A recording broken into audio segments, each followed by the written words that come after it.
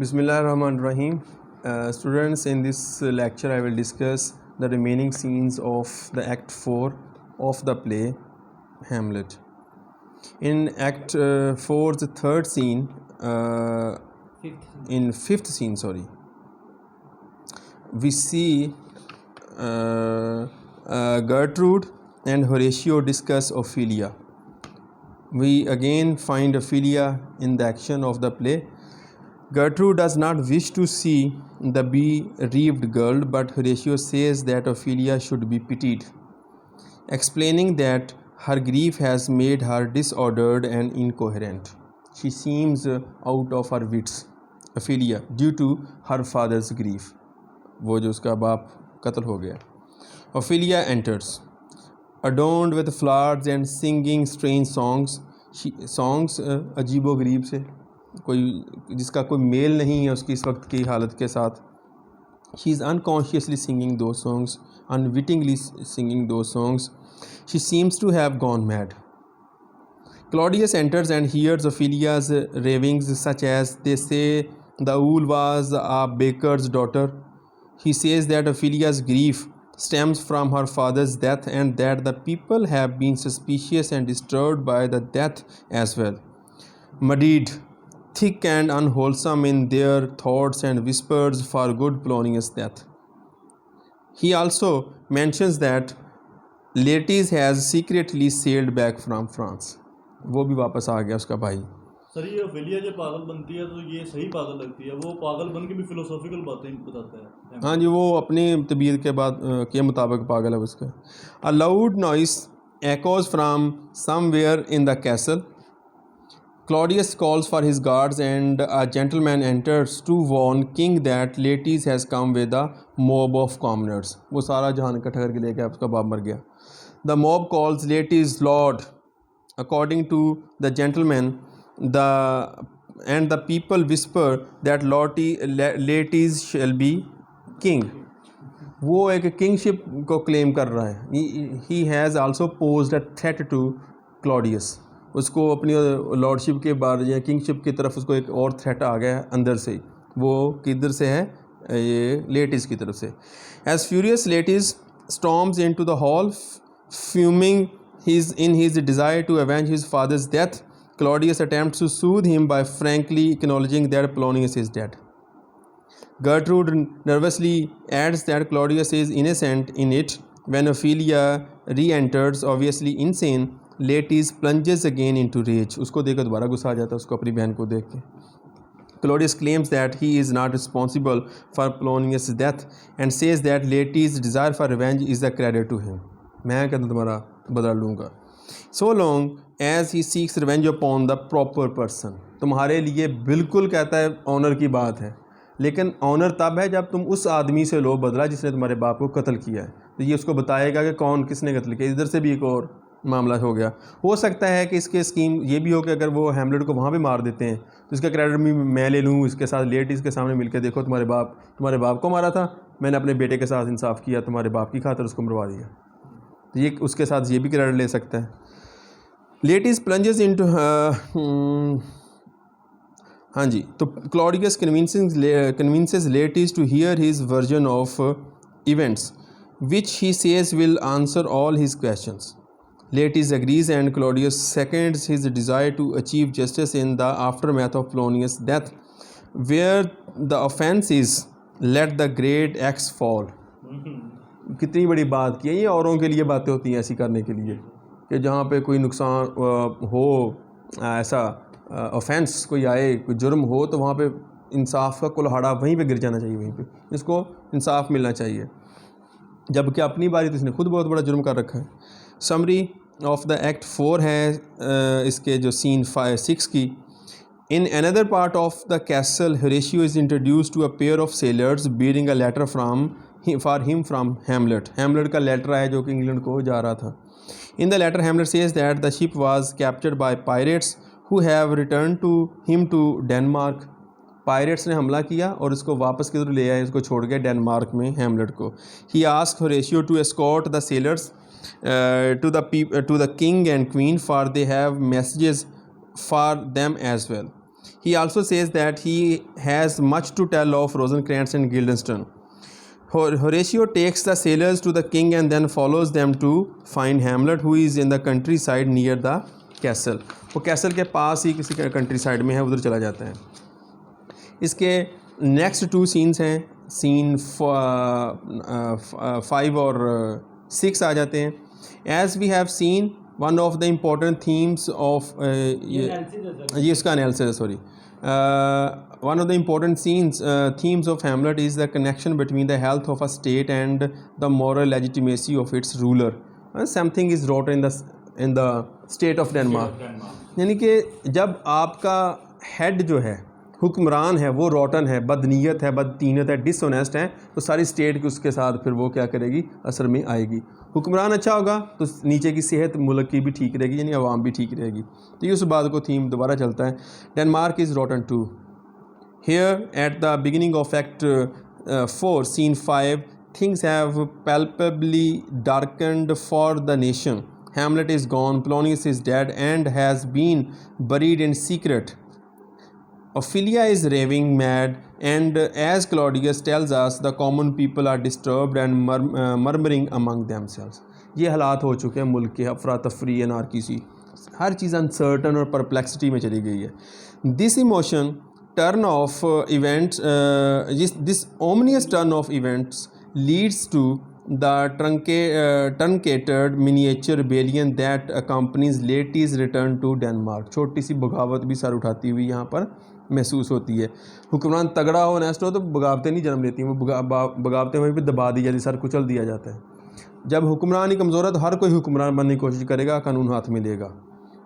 This ominous acting as the wronged son, operating with open fury, Laertes has all the moral legitimacy that Claudius lacks, the legitimacy that Hamlet has forfeited through his murder of Polonius and his delay in avenging his father's death. अगर आप इसको foil character के तौर पर देखें ना इसको, तो ये तगड़ा कैरेक्टर नज़र आता है इस हवाले से हैमलेट से. ये देखो फौरी तौर पर एक्शन पे आ गया, डिमांड कर रहा है एक्शन, लेजिटिमेसी भी उसके पास अपनी बात की करने की, लेजिटिमेसी उसके पास क्लॉडियस के पास नहीं है. हैमलेट के पास मॉरली वो नीचे चला गया हुआ है कि उसने वो किसी और बंदे को मार दिया अपने बाप के कातिल के शुबे में, जिसको मारना चाहता था वो नहीं. तो लेटीज यहाँ भी ऊपर आता हुआ महसूस होता है. Laertes is Hamlet's best foil throughout the play, and in this scene the contrast between the two, each of whom has a dead father to avenge, reaches its peak. दोनों का बाप मर गया, दोनों रिवेंज ले, एक सतह पे आ गए दोनों लोग. अब इसमें जो कंट्रास्ट है अपनी पीक पे है, कल्मिनेशन पे आ चुका है. A third figure with the dead father to avenge Fortinbras lurks on the horizon. तीसरा बंदा जिसका बाप भी ऐसे मरा था, वो भी लर्क कर रहा है होराइजन के ऊपर, वो भी ऊपर आ रहा है. कौन सा बंदा है छुपा हुआ है? वो फोर्टनब्रास है.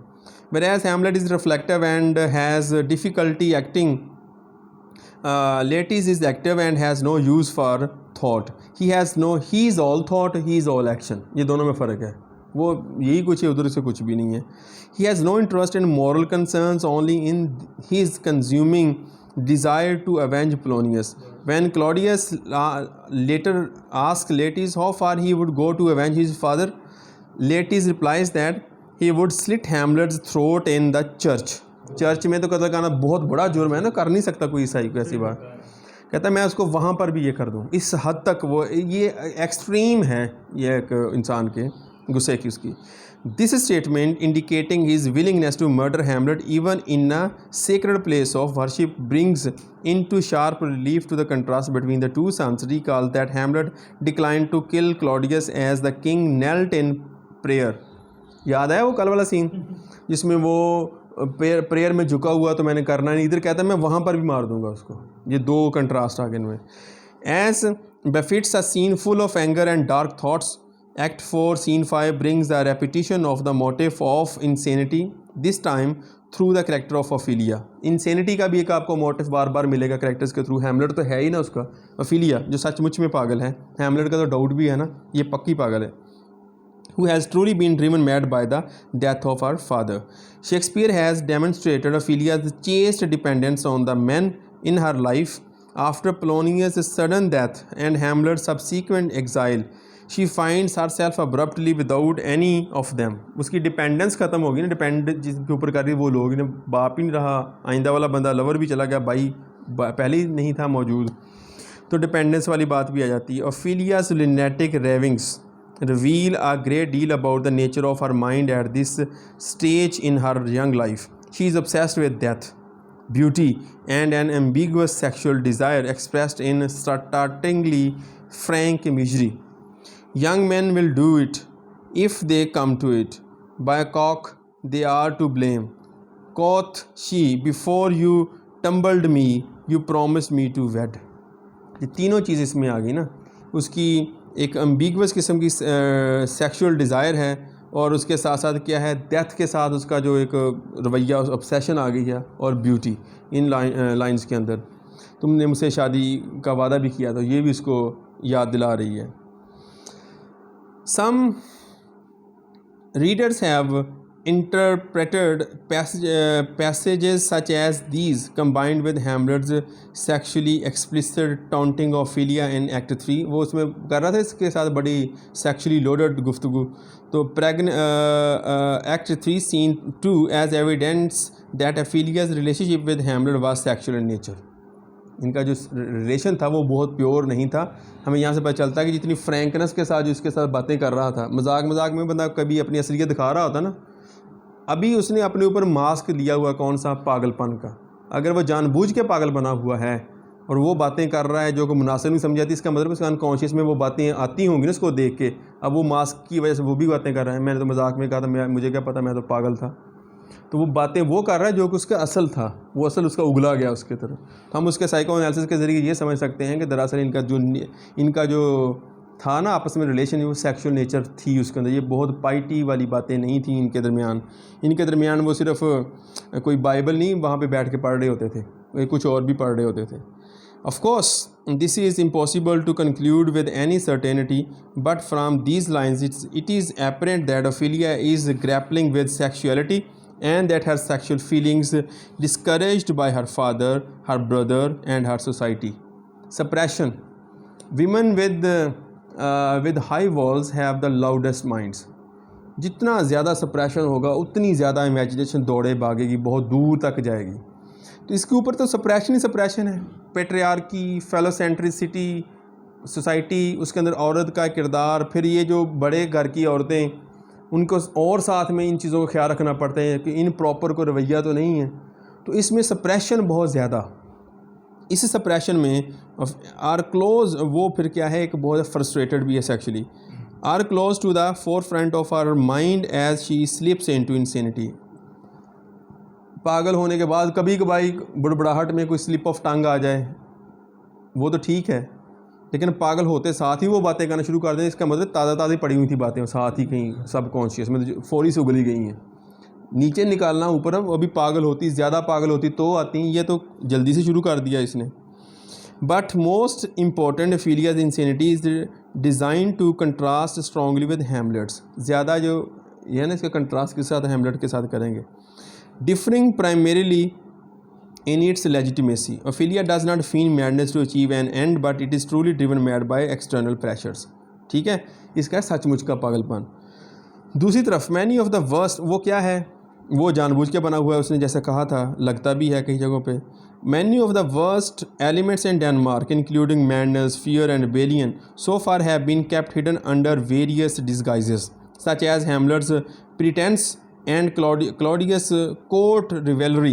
ये कोर्ट में बड़ा अच्छा प्रिटेंड करता ना अपने को, बड़ा अच्छे अंदाज से मीठी मीठी बातें करता क्लॉडियस अच्छे अंदाज में, are now beginning to emerge into the open. अब वो चीज़ें हमारे सामने थोड़े खुलना शुरू हो गई हैं।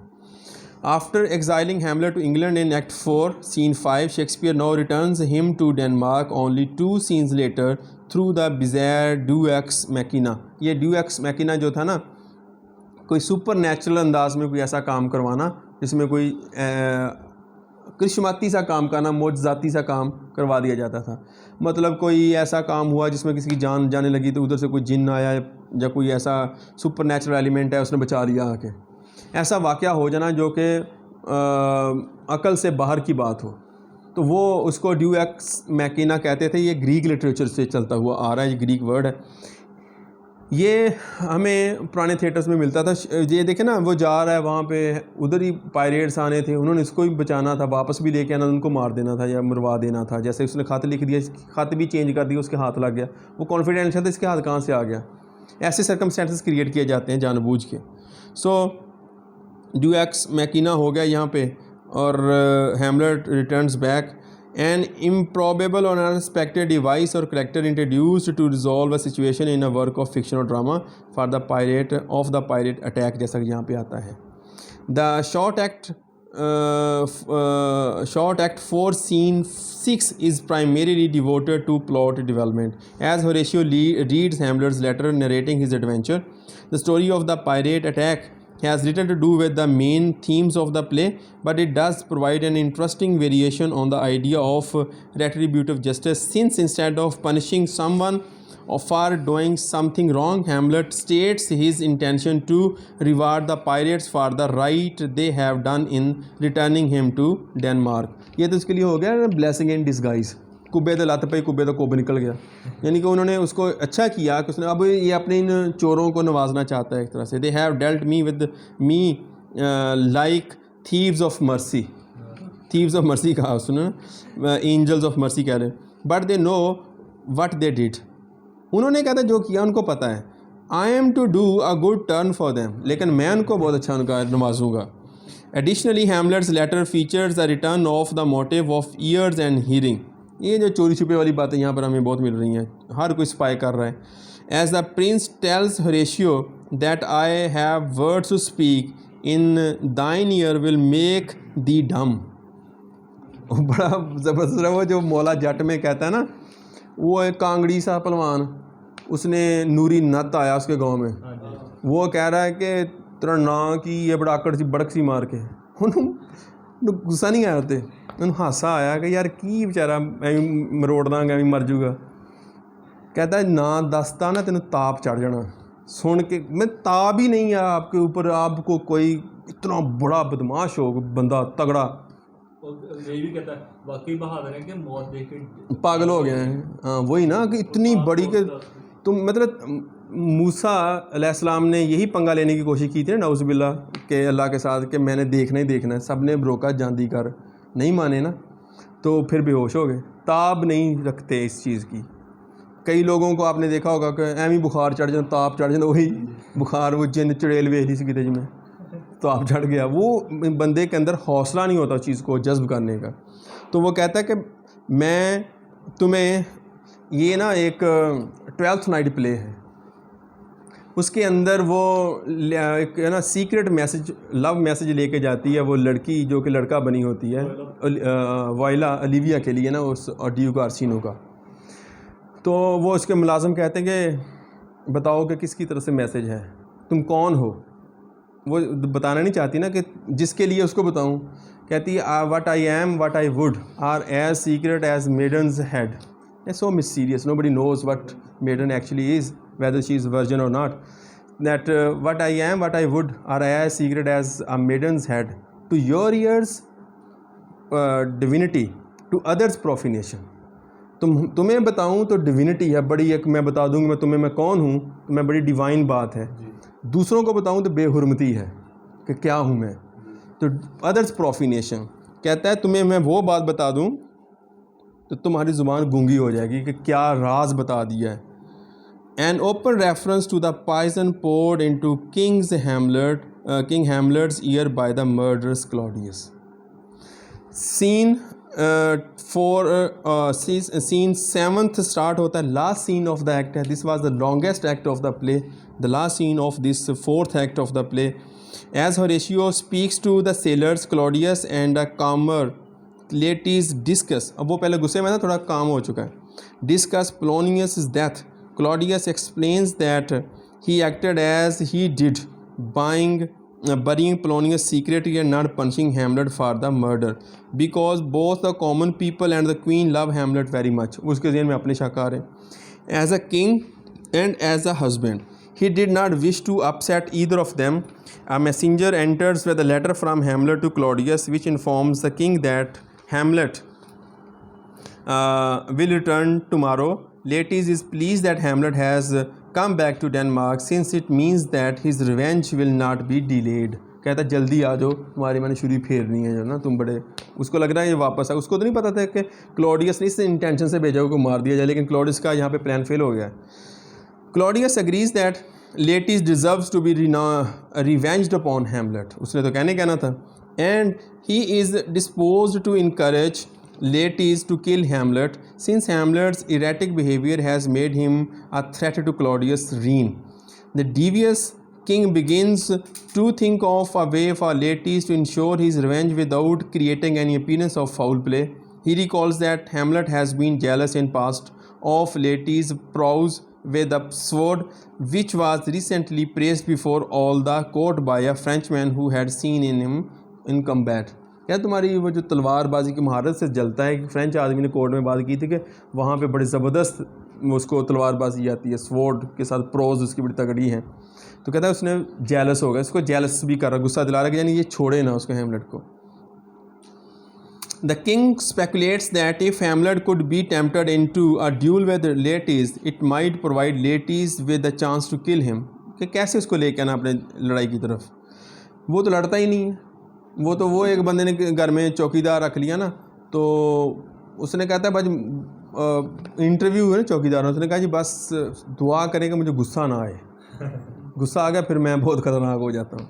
चोर आए, चोरों ने सारे जहान उसके सामने मालिक की बेइज्जती की, सबकी बेइज्जती की, पकड़ के चीज़ें ले के जा रहा हूँ, बैठा देख रहा है इसको. तो वो चले गए ना, उसने कहा कमीने आदमी, तुम्हारे मालिक के साथ ये सारा कुछ किया, तुम बैठे थे यार बस शुक्र करो मैंने गुस्सा नहीं आया. एक दफ़ा मैंने गुस्सा आ जाता ना 10 बार देना सका. उन्हें तो गुस्सा आता ही नहीं बेचारे ਨੂੰ ਹੈਮਲਟ ਨੂੰ, ਉਹਨੂੰ ਲੱਗੇ ਕਹਿੰਦੇ ਉਹਨੂੰ ਗੁੱਸਾ ਦਿਵਾਉਣਾ ਉਹਨੇ ਕਿਸ ਤਰੀਕੇ ਨਾਲ, ਵੀ ਸਾਨੂੰ ਉਹਨੇ ਆਪਣੇ ਪਿਓ ਦਾ ਗੁੱਸਾ ਨਹੀਂ ਆਇਆ ਤੇ ਕਹਿੰਦਾ ਤੁਹਾਡਾ ਕਿਤੇ ਲੜੇਗਾ. Laertes agrees and they settle on a plan. Laertes will use a sharpened sword rather than the customary dull fencing blade. वो होता है ना वैसे ही दो लोगों में लकड़ी का ब्लेड ऐसे या कुछ ऐसा फेंस जिसमें ज़ख्म नहीं आता, वो लड़ाई जैसे होती है आम जैसे. अब शहज़ादे हैं, वो इस काम के लिए थोड़े ग्लैडिएटर्स थोड़ी हैं, वो तो शहज़ादे हैं, तो वो लड़ रहे हैं तो कोई बात नहीं कि ड्यूल गेम ही करनी है ना. तो वो कहते हैं सचमुच की तलवार बाय फेंसिंग ब्लेड, तेज़ के साथ. Laertes also proposes to poison his sword so that even a scratch from it will kill Hamlet. Poison करना है तो हल्की सी भी खराश है गया. The king concocts a backup plan as well, proposing that if Hamlet succeed in the duel, Claudius will offer him a poisoned cup of wine to drink from in celebration. यानी मौज के अंदर सेलिब्रेशन के लिए वो, लेकिन वो उसके अंदर भी जहर होगी. Gertrude enters with the tragic news. Ophelia, mad with grief, has drowned in the river. एक मनूस खबर आ गई. ये दूसरी डेथ है इस प्ले की, जो इस प्ले में इससे पहले एक डेथ हो चुकी है. वो कौन सी है? किंग हैमलेट की. Anguished to have lost his sister so soon after his father's death, Laertes flees the room. Claudius summons Gertrude to follow. He tells her it was nearly impossible to quieten Laertes' rage and worries that the news of Ophelia's death will reawaken it. वो कितना मक्कारी से काम कर रहा है ना, उसकी माँ को भी कन्विंस कर रहा है. इसका एनालिसिस देखेंगे. The scheming Claudius encounters Laertes at approximately the same moment as he learns that Hamlet has survived and returned to Denmark. Claudius' behavior throughout this scene, as in Act 4, Scene 5, shows him at his most devious and calculating.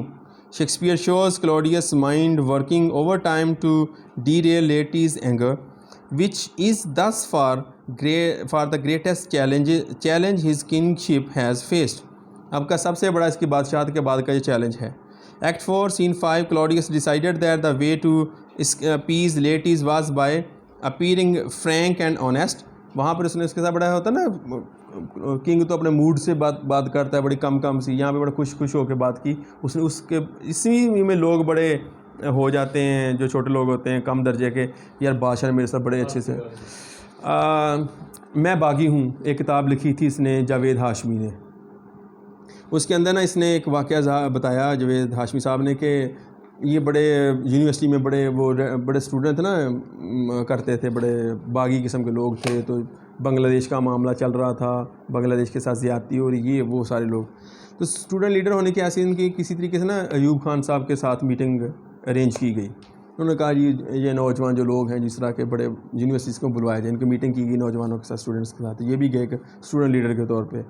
तो इन्होंने अच्छी खासी बातें की ना खुल के उसके सामने कि आप ऐसे कर रहे, जुल्म हो रहा है, ये वो, जैसे आजकल बलूचिस्तान के ये वो करते हैं लोग। तो उन्होंने बड़े तहम्मुल से बात बूत सुनी आते हुए। तो इनका बड़ा इनको गुस्सा आता था। आमर था, डिक्टेटर है, माशाल्लाह एडमिनिस्ट्रेटर है पाकिस्तान का। तो कहते जब हम उठ के आने लगे तो वो अयूब खान साहब, वो तो वैसे ही 6 फुट से 6.5 फुट का बंदा था, इतना जिन था कोई। उसने कहा कि नौजवान तो बहुत अच्छा बोले, शाबाश, ऐसे ही रहना। थापी च नाल ही गुस्सा का सुट गया, कहता अपना ओ यार किन्ना चंगा बंदा यार, अभी असी बुरा समझते रहे, तो बड़ा अच्छा, साड़ी अच्छी गल सुनी। तो ये इधर एसी के, डीसी के, डीपीओ साहब के किसी ऑफिस में जाएं, लोग बेचारे गांव से जाते हैं, धूप में जलते, वहाँ पे अंदर बिठा के वो बात ही कर लें। इन्हीं से इनका सारा गुस्सा, जब मुझसे एसी साहब ने बात की अच्छे तरीके से, वो हमारे सर्वेंट्स होते हैं, लेकिन हम उनके साथ सिविल सर्वेंट्स हैं, हम सिविल पीपल हैं, सिविलियंस हैं, तो हमारी सर्विस के लिए हैं। हम सारे जो गवर्नमेंट मुलाजिम हैं सर्विस के लिए ना। तो लोगों की इस तरह ये क्लॉडियस ने उसी टेक्निक के ज़रिए उसको तब उसके साथ अच्छे फ्रैंकली बात की, उसका गुस्सा ठंडा कर दिया। अब किसी और तरीके से ये काम चला रहा है। Claudius, Shakespeare shows Claudius' mind working overtime to derail Laertes' anger, which is thus far greatest challenge his kingship has faced. Claudius decides that the way to appease Laertes was by appearing frank and honest. When Laertes asked furiously where his father was, Claudius replied, "Dead." Additionally, in a masterful stroke of characterization, Shakespeare has the nervous Gertrude, unable to see Claudius' plan, follow this statement with a quick insistence on Claudius' innocence, but not by him. फौरी तौर से उसने कहा dead, but not by him. इसने नहीं मारा उसको, वो किसी और ने मारा है। उसकी माँ ने उसके साथ, उसका हेमलेट की माँ ने जवाब दिया। In this scene, Claudius has clearly decided that he can appease Laertes' wrath and dispense with Hamlet in a single stroke. दोनों का खात्मा एक तरह का डेड। उसने पूरी बात नहीं की, उसकी माँ ने बताया उसने नहीं, किसी और ने। उसका अपनी तरफ से गुस्सा डाइवर्ट हुआ ना, उसका लेटीज का उस तरफ मुड़ गया। उसने एक ही तीर में 2 शिकार कर लिए। He hits upon the idea of the duel in order to use Laertes rage to ensure Hamlet's death. वो भी इसने यूज़ कर लिया। The resulting plan brings both the theme of revenge and the repeated use of traps in the plot to a new height. Laertes and Claudius concoct not one but 3 covert mechanisms by which Hamlet may be killed. Ophelia's tragic death occurs at the worst possible moment for Claudius. As Laertes flees in the room in agony, Claudius follows, not to console or even to join him in mourning, but because, as he tells Gertrude, it was so difficult to appease his anger in the first place. Claudius does not have time to worry about the victims of tragedy. He is too busy dealing with the threats to his own power. The image of Ophelia drowning amid her garlands of flowers has proved to be one of the most enduring images in the play. Not only in this play, but overall in English literature, it is a very enduring image. Enduring मतलब कि वो इसका बड़ा ना scene बड़ा romanticised है। वो दरिया में डूब के मारना और सारे गार्लैंड फ्लावर्स उसके साथ, और उसके साथ प्योरिटी का निशानी है, मासूमियत की, अनजस्ट सफरिंग की। तो ये इसकी कई इसके ऊपर पेंटिंग्स बन चुकी हैं ये ओफेलिया के सीन के ऊपर, represented countless times by artists and poets throughout the centuries. Ophelia is associated with flower imagery from the beginning of the play. In her first scene, Polonius presents her with a violet. After she goes mad, she sings songs about flowers, and now she drones among long streams of them. The fragile beauty of the flowers resembles Ophelia's own fragile beauty. Such poor fragile butterflies, such brief little moments under sun. उसने इंसानों के बारे में वो क्रीटन ने कहा था, तो उसकी भी बड़ी फ्रेजाइल सी एक बड़ी लिटिल मोमेंट्स अंडर सन थे इसके, मर गई। As well as her nascent sexuality and her exquisite doomed innocence. तो ये हर चीज़ का यहाँ पर उसकी सेक्सुअलिटी का, नेसेंट सेक्सुअलिटी का, और डूम्ड इनोसेंस, अनजस्ट सफरिंग, मासूमियत, सब कुछ का यहाँ पे इसको सिंबल मिलता है हमें इसके साथ। So this was our today's lecture, in which we discuss the remaining scenes of this longest act, that is the 4th act of play Hamlet, and next we will be discussing the final act of the play, inshallah.